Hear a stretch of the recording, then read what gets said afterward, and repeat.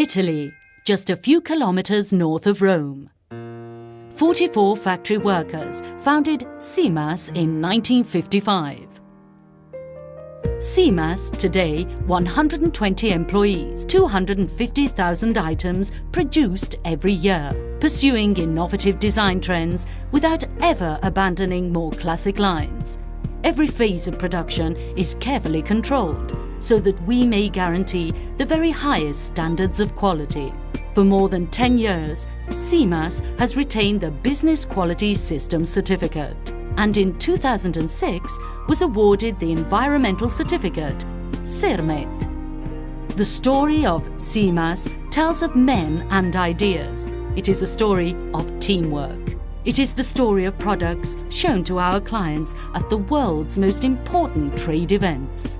And in our Milan showroom, a space reserved for those working in the sector.